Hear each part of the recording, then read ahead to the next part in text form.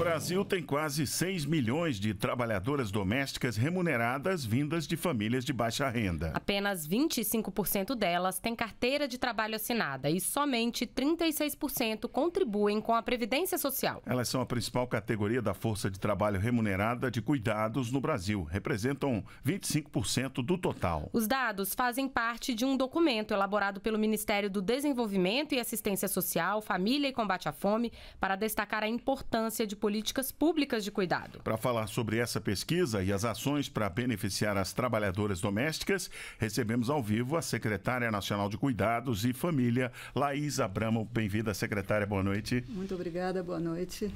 Secretária, vamos começar falando desse estudo. O questionário foi respondido por 665 empregadas domésticas de diferentes regiões do país, né? O que é que se observa a partir destas respostas? Olha, assim, o fundamental desse estudo, que eu acho que é a grande novidade, é a gente olhar as trabalhadoras domésticas do lado dos cuidados que elas necessitam, elas e as suas famílias, porque, em geral, a gente pensa nas trabalhadoras domésticas. Existem muitos estudos que justamente denunciam e caracterizam as condições de trabalho desfavoráveis, as altas taxas de informalidade, os baixos salários, mas sempre a gente vê elas como prestadoras de cuidado, né? Seja cuidado da casa, cuidado das crianças, das pessoas idosas, das pessoas doentes, mas muito pouco se pensa nelas como pessoas que precisam de cuidados. E esse estudo, exatamente, ele está focado nisso, né? E é a voz das próprias trabalhadoras falando sobre as suas condições de vida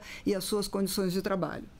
Agora, secretária, a pesquisa mostrou uma realidade que, de certa forma, a gente já sabia, né? Que os baixos salários, a informalidade, a desproteção são generalizadas nessa categoria, né? E a partir desses dados, a gente consegue enxergar uma mudança para essa realidade? O que pode ser feito? Exatamente. Eu acho que a primeira coisa importante, o estudo foi feito em conjunto com a Federação Nacional das Trabalhadoras Domésticas, a FENATRAD, e a Federação Internacional das Trabalhadoras Domésticas, né? Foi uma parceria para poder realizar essas pesquisas. E exatamente a primeira coisa que tem capacidade de transformar essa realidade é a própria organização das trabalhadoras, né?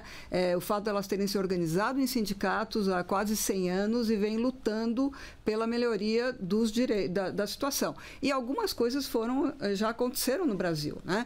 Por exemplo, a questão a famosa PEC das domésticas, que estendeu para as trabalhadoras domésticas diversos direitos das outros trabalhadores assalariados e que elas não tinham direito, né?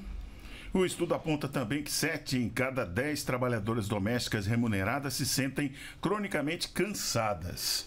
Essa condição afeta especialmente aquelas trabalhadoras que são chefes de família, né?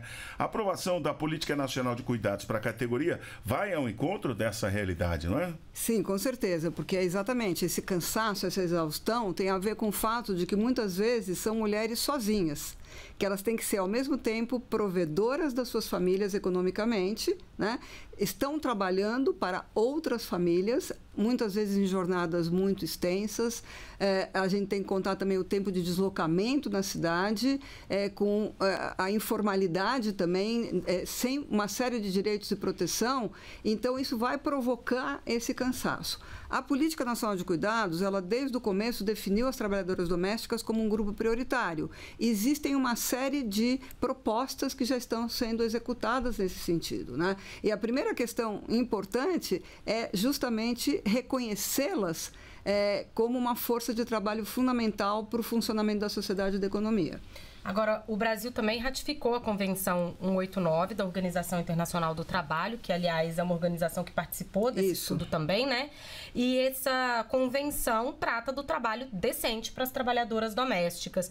O que isso significa na prática, secretária? Significa que é um marco internacional que toda a legislação brasileira ela tem que estar coerente com esse marco internacional, né? No momento que o Brasil ratifica, ele tem que levar em conta o que está definido na Convenção, né? E isso é um instrumento que também protege as trabalhadoras. E tem um tema-chave que a Convenção coloca e que a legislação brasileira não coloca, que é o reconhecimento do vínculo trabalhista para as pessoas que trabalham menos de 3 dias por semana na mesma no mesmo domicílio. Isso é um tema que a Convenção define claramente, não existe diferença entre as trabalhadoras, digamos, diaristas e mensalistas, e no caso da legislação brasileira ainda existem diferenças, né? Então, é uma questão que o país tem que enfrentar, discutir essa realidade, né? Secretária, outras ações beneficiaram as trabalhadoras domésticas, né? Como o programa Mulheres 1000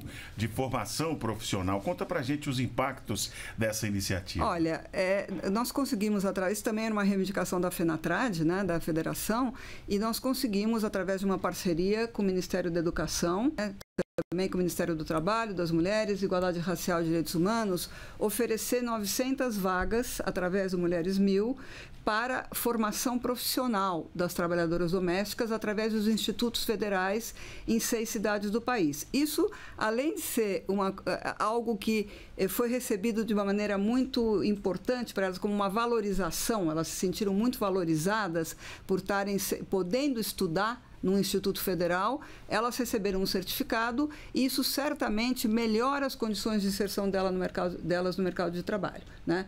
Elas são já têm evidências de que elas estão sendo mais procuradas para serem empregadas porque têm esse certificado. A importância delas estarem também organizadas, né, secretária? Exatamente. Bom, nós recebemos a secretária nacional de Cuidados e Família do Ministério do Desenvolvimento e Assistência Social, Família e Combate à Fome, Laís Abramo. Secretária, muito obrigada por sua participação aqui na Voz do Brasil. Eu que agradeço a oportunidade de estar aqui conversando com vocês e com todos os ouvintes.